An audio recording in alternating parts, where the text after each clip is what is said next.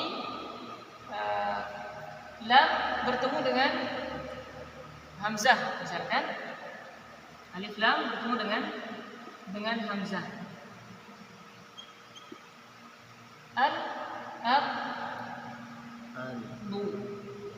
Al-abdu. Lamnya tetap dibaca, diizharkan atau dijelaskan. Al-abdu. Al-abdu. Contoh lain, ba, lam bertemu dengan ba. Lam ta'rif ya. Lam yang terdapat di alif lam bertemu dengan ba.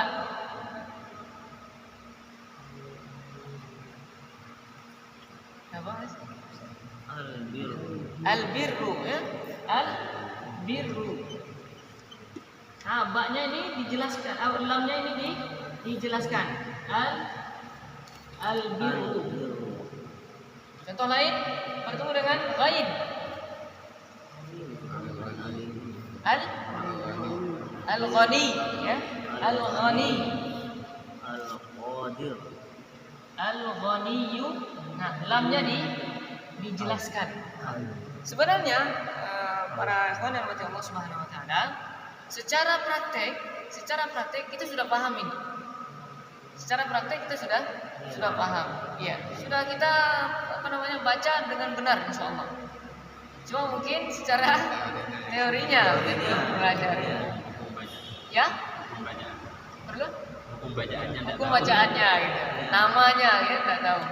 Kalau secara praktek kita semuanya insyaallah sudah paham. Ya. Hanya kita membahas secara teorinya saja ini. Baik. Contohnya al-ardu, al-birru, al-ghaniyyu dan lain sebagainya. Ini disebut dengan izhar qamari. Lamnya disebut dengan lam qamariyah. Baik. Ulama memberi nama qamari ini. Kenapa disebut dengan qamari? Mungkin ada yang sudah paham, ada yang sudah tahu kenapa disebut dengan qamari. Kenapa disebut dengan lam qamari atau lam qamariyah? Baik, kami jelaskan kenapa ulama menyebut ataupun memberi gelar izhar ini, izhar qamari. Karena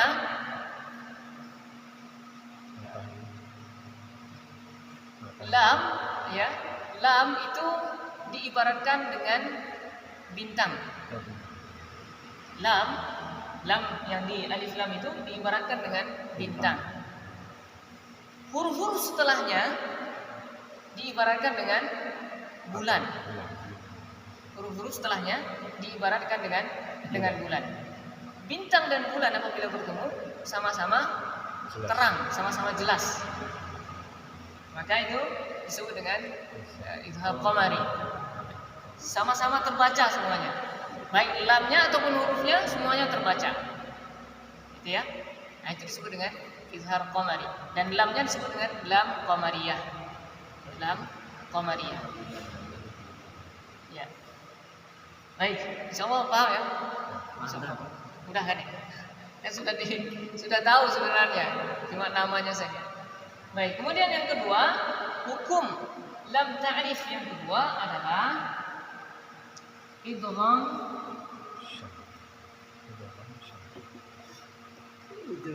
syamsiyah.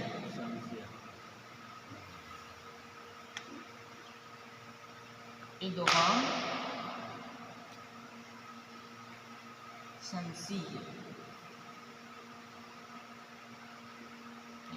Idgham syamsiyah. Definisinya, kalau tadi lam ta'rif bertemu dengan ibghi hajjaka wa khaf aqimah. Kalau lam syamsiyah, apabila ada lam di alif lam bertemu dengan huruf-huruf ataupun awal huruf di kata ataupun bait syair tib thumma sil ruhman tafuz dhif dha ni'am da' su'a dhannin zu syarifan lil karam. Awal kata atau awal huruf di bait ini, maka hukumnya disebut dengan idgham syamsiyah. Idgham syamsiyah. Hurufnya tadi setiap awal kata ya. Baik. Thumma sil ruhman tafuz dhif dha ni'am. Kemudian da su'a dhannin zur syarifan lil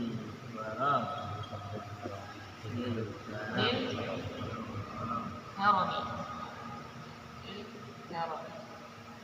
Qa, kemudian sa, kemudian sod, kemudian ra, ta, dad, dal, nun, dal, sin, ra, zai, shin, dan terakhir huruf lam.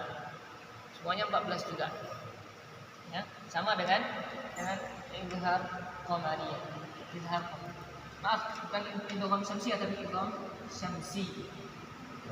Lamnya baru disebut dengan lam syamsiyah. Idgham syamsi karena dia bukan muannas. Idgham kan bukan muannas. Maka dia enggak syamsiyah dan disebut dengan syamsiyah. Syamsi. Kalau syamsiyah muannas. Baik.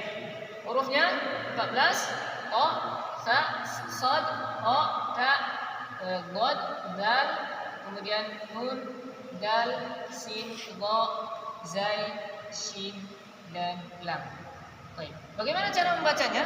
Cara membacanya lam sukun yang terdapat di alif lam ini atau lam ta'rif ini diidghamkan ke huruf setelahnya, dimasukkan ke huruf setelahnya. Ya, contohnya lam ta'rif bertemu dengan huruf ta. At-thayyibat.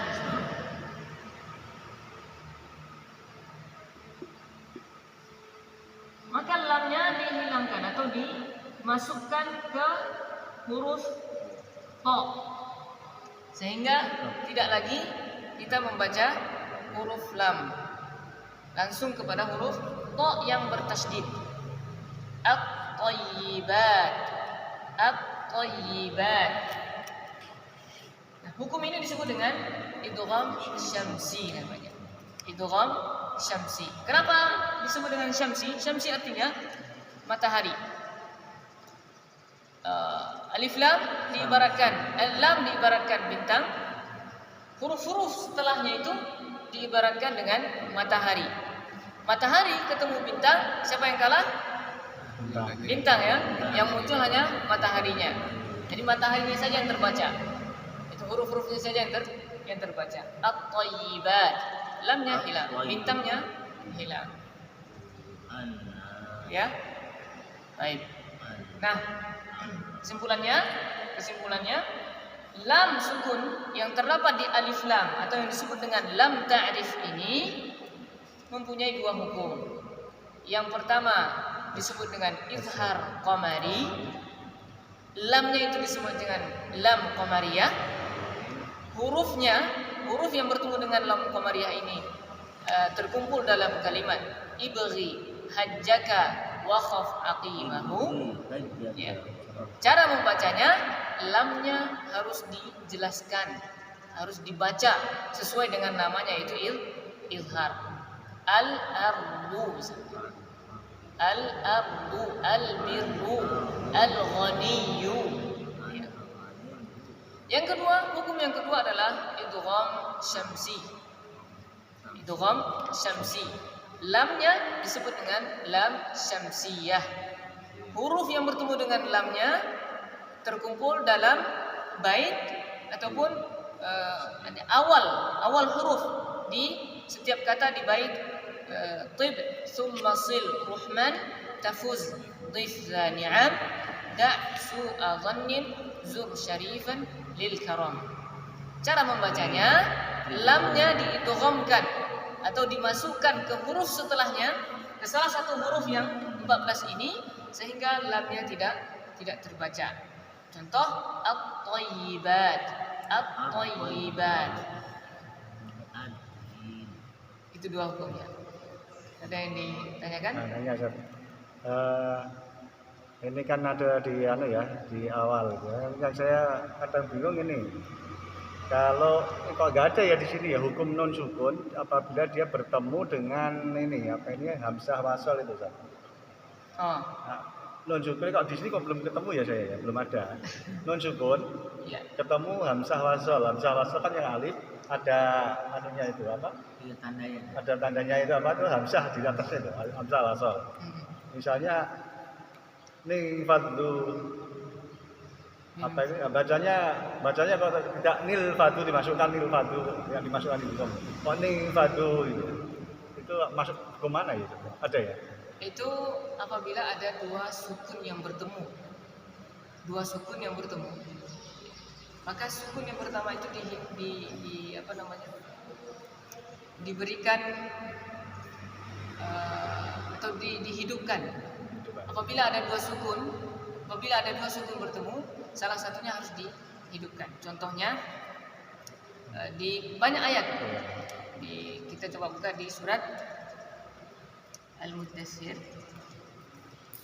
Dalam bahasa Arab disebut dengan iltiqa sakinain. Belum masuk ya? Bahasan kita belum masuk ya? Belum. Tidak, tambahan di sini. Oh, tambahan itu. Ya. Enggak ada non sukun Pak. Tidak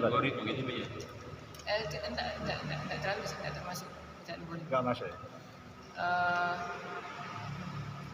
Dia kaidah saja, kaidah ketika ada dua sukun bertemu. Nah, bukan ketemu hamzah wasal ya.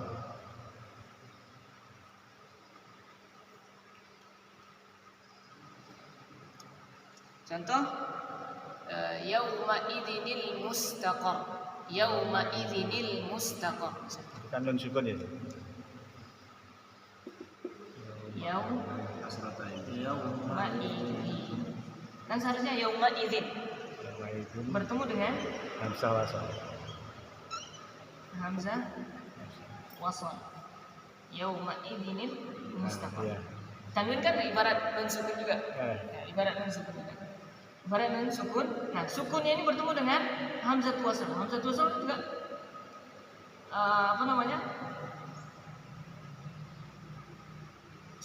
nun sukun ini bertemu dengan sukun yang di sini. Maka biar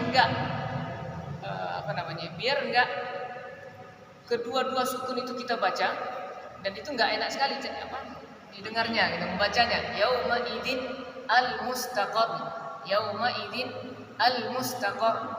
Ya. Maka caranya kita harus tambah nun. Disebut dengan nun iwad namanya. Atau nun pengganti sukun. Atau disebut dengan nun wiqayah namanya. Atau nun yang menjaga agar sukun itu tidak bertemu kedua-duanya, agar dua sukun itu tidak bertemu. Maka salah satunya harus dihidupkan. Yauma idzinil mustaqar. Yauma idzinil mustaqar. Jadi yauma idzinil mustaqar. Biasanya ada nun kecilnya. Kalau di mushaf Indonesia biasanya ada. Bukan nun ya. Itu dibaca ya, itu ya. Dibaca nun kecilnya. Cuma kalau di mushaf Mushaf Utsmani cetakan Madinah kayaknya nggak ada. Harus paham kalau dibaca mushaf cetakan Madinah. Kadang keliru. Kalau kita nggak paham, ya kita bacanya yauma idzin al mustaqar. Ya seharusnya yauma idzinil mustaqar. Dua sukun bertemu, ya dua sukun bertemu. Nun sukun bertemu dengan lam sukun. Saya kira belum masuk bahasannya, nggak ada di sini ya. Nggak apa-apa, nanti kita akan bahas. Kan ada beberapa pembahasan juga nggak ada di sini. Nggak ada di sini ya. Banyak gitu. Karena ini bisa disebut dengan dasar lah. Dasar cuma ya meskipun disebut dengan dasar tapi sudah cukup insya Allah. Yang mau mengembangkan ya bisa membaca syarah Matan Jazari juga beberapa tajwid lainnya. Kalau mau panjang lagi ya bisa Matan Syatibiyah, itu lebih luas lagi, itu ilmu qiraat. Baik, kita sampai mana tadi? Sampai di bait yang terakhir ya. Beliau katakan wala malula sammiha qamriyah. Lam yang pertama disebut dengan lam qamriyah. Ya. Hukumnya disebut dengan izhar qamari. Hukumnya disebut dengan izhar qamari. Lamnya disebut dengan lam qamriyah. Wala man ukhra, dan lam yang kedua disebut dengan lam syamsiyah. Sammiha syamsiyah. Namakan ia dengan syamsiyah. Dan hukumnya disebut dengan idgham syamsiyah. Idgham syamsiyah. Kemudian di bait yang terakhir di hukum lam pada alif lam dan pada fi'il ini, beliau menjelaskan kepada kita tentang lam juga, lam sukun juga, tapi terdapat di fi'il. Kalau tadi terdapat di alif lam atau disebut dengan lam ta'rif, sekarang lam sukun yang terdapat di fi'il. Ya, lam sukun yang terdapat di fi'il. Lanjut atau cukup? Satu lagi. Mata 29. Selesaikan ya, 29. Selesaikan. Ya. Nanggung satu baris lagi. Beliau katakan wa adhiranna lam fi'lin mutlaqa fi nahwi qul na'am wa qulna waltaqa. Dan izharkanlah lam fi'il ya, dan izharkanlah lam fi'il yang terdapat di fi'il ya, yang terdapat di fi'il, maka disebut dengan lam fi'il ya, yang terdapat di fi'il. Fi nahwi qul, contohnya lam yang terdapat di kalimat qul ya, qul huwallahu ahad, qul huwallah, lamnya harus diizharkan. Na'am wa qulna, dan juga qulna waltaqa dan iltaqa juga harus dijelaskan lamnya. Ini apabila lamnya terdapat di tengah-tengah fiil atau di tengah-tengah kata kerja, harus diizharkan di tengah-tengah kata kerja. Contohnya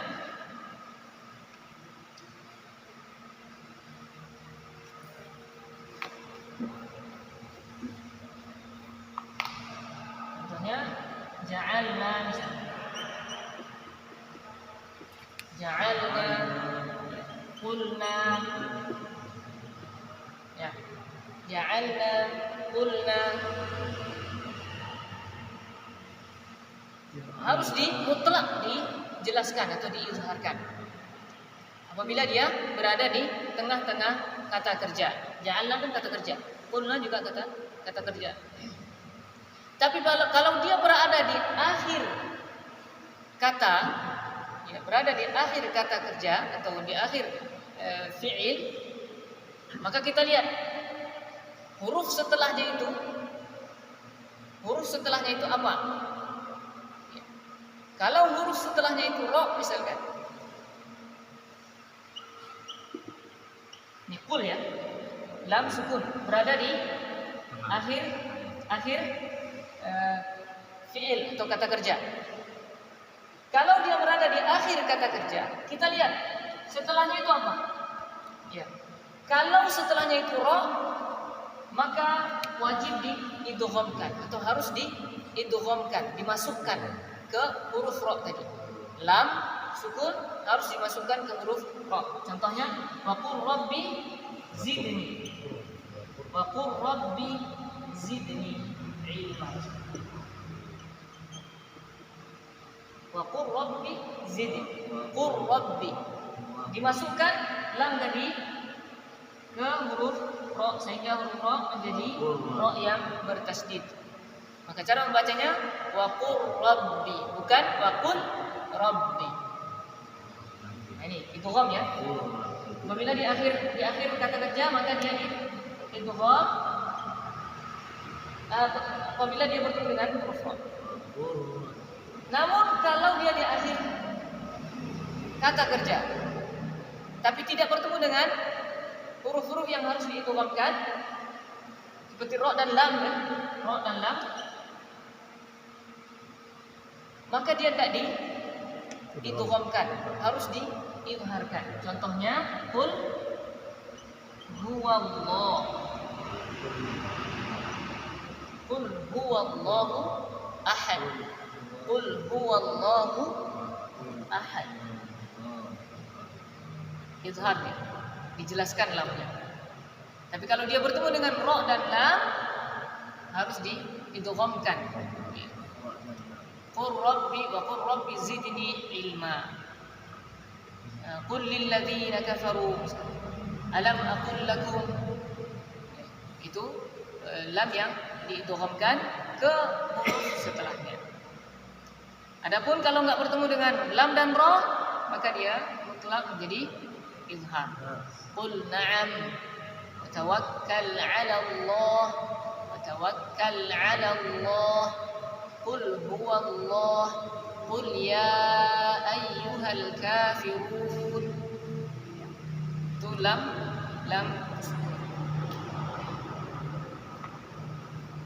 berapa harokat tuh? Berapa harokat di idghamnya? Kul tidak terlalu lama ya? Satu, dua. Ya. Sebentar kita jelaskan nanti. Sebelum kita jelaskan, kita ambil dulu intisari dari apa yang kita pelajari.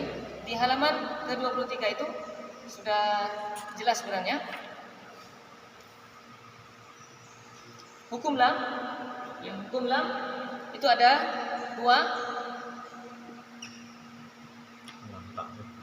yang disebut dengan lam ta'rif, ada juga yang disebut dengan lam fi'il.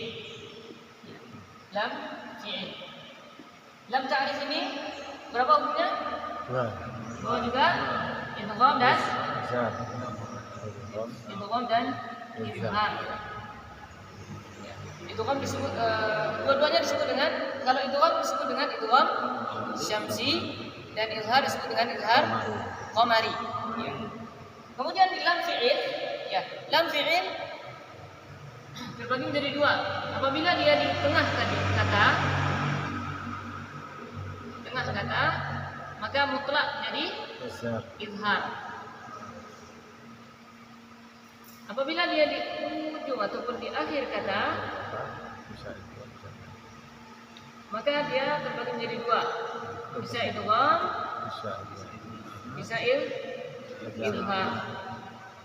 Idgham itu apabila bertemu dengan lam dan ro. Izhar apabila bertemu dengan selain dari lam dan ro. Ya, ini saja yang kita bahas hari ini. Sebenarnya kalau kita bahas langsung di sini tadi udah cepat coba gitu ya. Cepat selesai. Ya. Gimana tadi Pak? Alunya, cara bacanya berapa tepukan? Oh, baik. Lam yang diidghamkan ke huruf ro ataupun huruf lam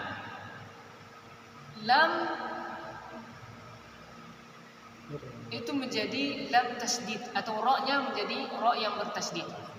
Kita ketahui bersama bahwa ro yang bertasdid itu terdiri dari dua huruf. Huruf yang pertama sukun, huruf yang kedua berharokat, hidup. Sukun, pertama sukun, huruf yang kedua berharokat atau hidup. Maka kedua-duanya harus dibaca. Wa qul lahu, nggak boleh kita baca wa qul lahu, nggak ada tasdidnya. Wa qul lahu waladdallin. Ya, tetap dibaca dua hurufnya itu. Lam yang bertasdid itu dari dua huruf, dan dua hurufnya harus dibaca. Dua hurufnya harus dibaca. Tanpa melebihkan dari dua huruf. Contoh, waladdallin.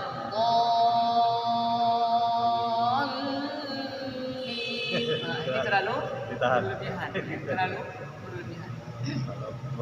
Hanya dua huruf saja. Waladdallin. Wa qul lahu qul lilladzi bukan qul lilladzi barakallahu. Dua. Ya, bisa bisa kita katakan dua ketukan atau dua huruf. Baik, ini intisari ataupun talkhis yang pelajaran yang kita pelajari pada pagi hari ini. Jika ada pertanyaan, kami persilahkan. Kalau tidak, ya kita cukupkan sampai di sini. Nah, kalau tahsin mungkin agak capek ya. Ada ngantor juga. Oh, pada ngantor ya.